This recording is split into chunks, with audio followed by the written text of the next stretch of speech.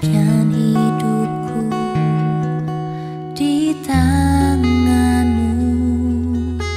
Dengan urapan kuasa Roh-Mu, ku dibarui selalu.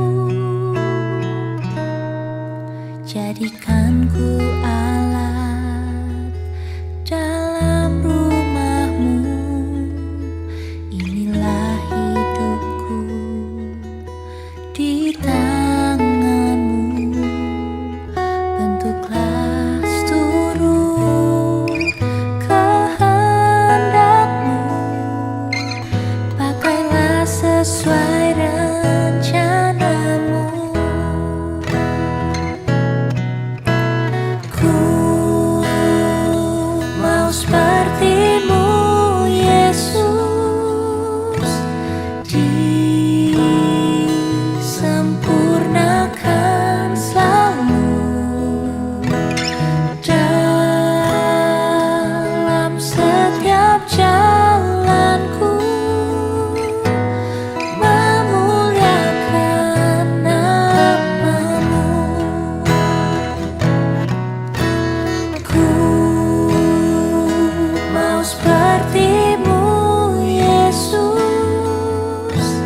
disempurnakan selalu dalam setiap jalanku, memuliakan nama-Mu.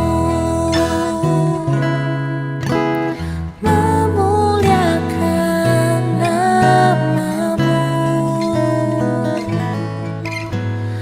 Memuliakan nama-Mu.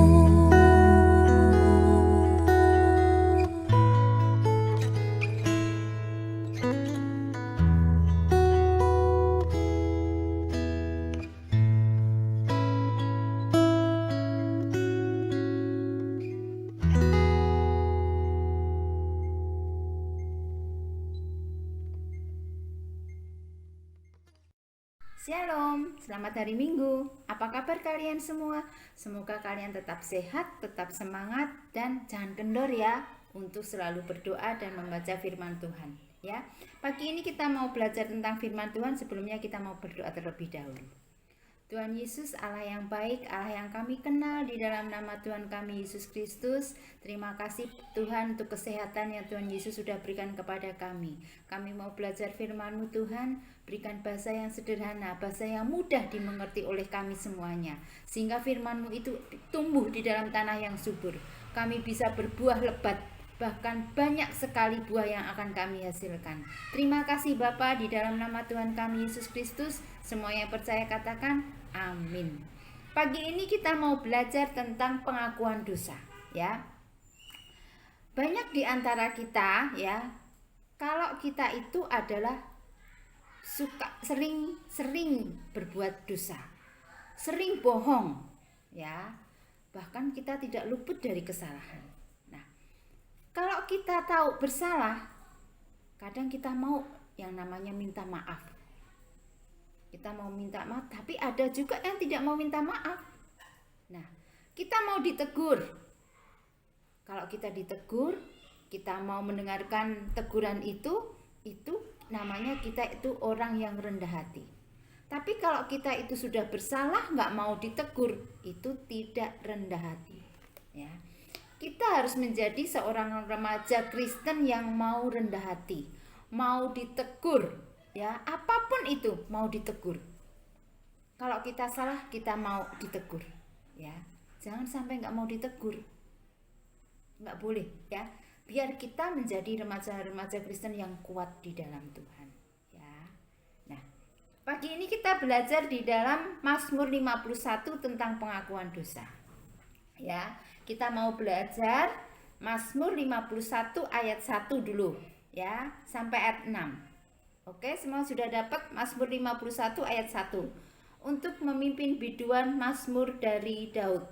Ketika Nabi Nathan datang kepadanya setelah ia menghampiri Betseda. Kasihanilah aku ya Tuhan menurut kasih setiamu. Hapuskanlah pelanggaranku menurut rahmat-Mu yang besar. Bersihkanlah aku seluruhnya dari kesalahanku dan tahirkanlah aku dari dosaku. Ayat 5. Sebab aku sendiri sadar akan pelanggaranku. Aku senantiasa bergumul dengan dosaku. Terhadap engkau sajalah aku telah berdosa. Dan melakukan apa yang kau anggap jahat, supaya ternyata engkau adil dalam putusanmu, bersih dalam penghukumanmu. Nah, Mazmur 51 ini ceritanya tentang pengakuan dosa Daud. Pada waktu itu Daud menginginkan istri orang lain, Uria, ya, namanya Betseda. Padahal pada waktu itu si Daud sudah menikah, tapi dia masih menginginkan Betseda untuk menjadi istrinya. Sedangkan suaminya, ya, suaminya dari Betseda, Uria ini bahkan dibunuh oleh Daud. Wah, jahat sekali. Setelah Daud berdosa seperti itu, dia ditegur oleh Nabi Nathan. Ya, apakah Daud mau ditegur? Mau. Makanya dia menulis di dalam Mazmur 51 ini. Dia mengaku dosanya. Dia sudah berdosa kepada Tuhan. Dia mau ditegur. Padahal si Daud ini adalah seorang raja. Seorang pemimpin yang besar. Tapi dia mau ditegur. Dinasehati dia mau. Nah, kadang kita itu walaupun seorang pejabat misalnya, sudah kelas tinggi, sudah SMP, udah merasa besar, nggak mau ditegur. Nah, itu salah. Apapun kita di hadapan Tuhan itu sama. Kita harus mau untuk ditegur, dinasehati oleh mama sama papa. Ya, kadang dikasih tahu, ayo kita belajar, ayo kita baca firman. Nanti dulu, nggak mau belajar. Pasti akan berdampak. Ya, misalnya nanti lupa mengerjakan PR, nggak bisa mengerjakan ujian. Karena apa? Kita nggak mau dinasehati. Selalu ada efeknya. Nah, tapi kalau kita sebagai anak Tuhan, kalau kita mau ditegur, dinasehati, kita menjadi seorang yang rendah hati. Kalau kita sudah rendah hati, kita akan diberikan Tuhan sebuah anugerah yang besar. Berkat itu selalu akan menyertai kita. Berkat itu selalu tidak akan pernah berhenti. Tuhan itulah seperti kita. Itulah. Apa yang kita punyai Tuhan itu terlalu luar biasa. Allah yang besar, Allah yang tahu akan hati kita. Kita kadang berdoa, Tuhan aku kepingin naik kelas. Tuhan aku pengen pintar. Tuhan memberikannya. Tapi kalau kalian gak mau belajar, sama aja. Ya. Bahkan apa yang tidak kita pikirkan Tuhan sediakan buat kita. Itulah Tuhan kita. Ya. Dia selalu menyediakan yang terbaik buat kita. Ya, pandemi ini boleh masih berjalan. Kita nggak akan pernah tahu kapan selesainya, kapan berhentinya. Ya. Karena apa? Semuanya menjadi terhambat. Kita nggak pernah ketemu sama teman-teman kita. Kita selalu online. Sekolah aja sekarang juga di rumah terus. Kadang sedih, nggak pernah ketemu teman, nggak pernah ke mall lagi, nggak pernah bisa jalan-jalan. Tapi tidak apa-apa, kita yang pasti kita punya Tuhan Yesus yang selalu ada buat kita. Ingat itu ya. Pengakuan dosa Daud adalah walaupun dia seorang raja yang besar, dia mau ditegur, dia mau dinasehati. Ya. Walaupun dia ditegur, dia nggak patah semangat. Terus dia nggak marah-marah, enggak. Tapi Daud seorang yang rendah hati. Dia mau ditegur oleh Nabi Nathan. Ya. Jadi tegurannya itu tidak mematahkan semangatnya. Tapi dengan tegurannya itu, dia berdoa sama Tuhan, minta ampun sama Tuhan. Itulah hebatnya Daud ya. Ada teguran yang mendidik. Tapi ada teguran yang tidak. Ada teguran yang mendidik dan membuat seseorang itu akan sadar akan kesalahannya. Kalau teguran itu mendidik, itu berasal dari Tuhan. Ya. Jadi meluruskan jalan yang bengkok. Kemarin kita belok. Oh, ternyata salah ya. Kita ditegur, dinasihati, kita langsung berjalan lurus. Itu artinya mendidik. Ya. Mau kita memperbaiki kesalahan kita. Ya. Kalau kita berdosa sama Tuhan, kita udah nyontek, kita udah nggak nurut sama mama papa, minta ampun sama Tuhan. Ya. Daud seorang raja yang sangat besar. Dia memiliki segalanya, ya. Seorang raja itu memiliki segalanya, kekayaan, rumahnya bagus, tapi dia mau ditegur. Ya, apalagi kita sebagai anak Tuhan. Tidak boleh tersinggung kalau kita ditegur dan dinasihati oleh orang tua kita. Ya. Biar kita menjadi seorang Kristen yang berbuah banyak.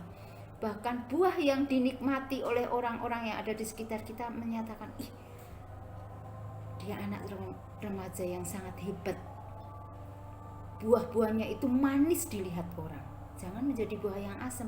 Kalau buah asam itu nggak pernah bisa kita nikmati, nggak mau. Mangga aja asam pasti pada nggak mau. Maunya mangga yang manis. Nah, kalau kita mau ditegur, dinasehati, itu seperti itu. Buah-buah kita itu akan dilihat enak di luar sana. Ya, itulah kalau kita mau ditegur dengan akan menjadi orang Kristen yang rendah hati. Ya. Kita kalau merendahkan diri di hadapan Tuhan, kita siap ditegur dan bertobat dengan sungguh-sungguh, Tuhan pasti akan memulihkan keadaan kita. Ya, jangan mau, nggak mau aku ditegur, aku malu, aku gengsi. Ingat, Tuhan akan memulihkan keadaan kita kalau kita mau ditegur. Ya, Kak Yeni punya ilustrasi. Ada 2 orang kakak beradik baru liburan di rumah neneknya di desa. Yang satu namanya Joni, yang satunya bernama Sally. Joni ini dikasih ketepel sama kakeknya, dibuatin. Kemudian dia di kebun, dia belajar. Apapun dia tembak-tembak pakai ketepel itu. Tapi nggak pernah kena. Akhirnya dia kesal, gimana ini gimana. Udah sore, akhirnya dia pulang ke rumah. Dia masih penasaran kenapa aku nggak pernah bisa membidik dengan tepat. Begitu sampai di rumah, dia tahu ada bebek punya neneknya. Nih, dia ketepel nih, kena. Bebeknya mati. Karena dia takut, bebeknya diumpetin. Ya, diumpetin. Dia pikir nggak ada orang yang tahu. Ternyata kakaknya tahu. Nah, begitu dia masuk rumah, si kakaknya ini yang perempuan disuruh cuci piring. Kemudian si kakaknya bilang, si Joni mau belajar kok Nek mencuci piring. Akhirnya, awas ya, kalau kamu nggak mau cuci piring, nanti aku kasih tahu nenek kalau kamu sudah membunuh bebeknya nenek. Wah, akhirnya si Joni takut. Akhirnya dia mau mencuci piring. Setiap hari begitu-gitu sampai 2 hari. Akhirnya si Joni kesal. Akhirnya dia mau datang sama nenek, dia ngaku dosa. Nek, maaf ya Nek, aku sudah membunuh bebeknya nenek. Wah, si neneknya marah. Enggak, Adik-adik. Si neneknya heran, kenapa kamu baru ngaku sekarang? Nenek sudah selalu menunggu tiap hari. Nenek enggak akan marah asal kamu mengaku dosa kamu mengakui perbuatanmu. Nah, Tuhan kita melebihi seperti itu. Kalau kita ngaku dosa kita sama Tuhan, Tuhan itu luar biasa. Dia mau mengampuni kita, dia mau memeluk kita. Dia gak akan pernah memarahin kita, tapi dia akan selalu menasihati kita, menegur kita, supaya kita itu jalannya gak belok gitu. Tapi kita punya jalan yang lurus, yang fokus sama Tuhan. Ingat, teguran itu sangat perlu. Kita harus mau ditegur, dinasehati, agar kita menjadi apa? Orang yang rendah hati. Ya. Kalau kita sudah menjadi orang yang rendah hati, kita akan dipulihkan oleh Tuhan. Ya. Sebagai ayat yang terakhir kita mau baca di dalam Yakobus. Ya. Yakobus 4 ayat 6. Ya, udah? Yakobus 4. Ingat. Yakobus 4 ayat 6. Udah semua? Yakobus 4 ayat 6. Tetapi kasih karunia yang dianugerahkannya kepada kita lebih besar daripada itu. Karena itu ia katakan, Allah menentang orang yang congkak tetapi mengasihani orang yang rendah hati. Nah, Tuhan itu sangat mengasihi orang yang rendah hati. Kamu mau menjadi orang yang rendah hati, mau yang dikasihi Tuhan, kamu harus menjadi anak yang rendah hati, ya. Amin. Firman Tuhan sampai di sini dulu. Ingat, harus mau ditegur, dinasihati agar kamu menjadi anak yang rendah hati. Kenapa bisa mau menjadi rendah hati? Biar kita selalu disayang oleh Tuhan. Kalau kita sudah disayang oleh Tuhan, apapun permintaanmu, kamu akan diberikan oleh Tuhan, ya. Amin. Puji Tuhan, firman Tuhan sampai di sini. Kita mau berdoa dulu. Terima kasih Tuhan untuk firman-Mu pada pagi hari ini Tuhan. Kami mau Tuhan menjadi anak yang suka untuk ditegur, suka untuk dinasihati. Kami mau menjadi orang yang rendah hati, yang mau disayang oleh Tuhan. Terima kasih Tuhan untuk firman-Mu pada pagi hari ini. Firman-Mu boleh berhenti pada pagi hari ini, tapi kami percaya Roh Kudus-Mu akan terus-menerus berbicara kepada kami semuanya. Ingatkan akan firman Tuhan pada pagi hari ini Tuhan. Terima kasih Tuhan, terima kasih. Berkati selama seminggu ini, dengan siapa kami berkata-kata, dengan siapa kami bercakap-cakap, jadikan kami berkat untuk orang lain.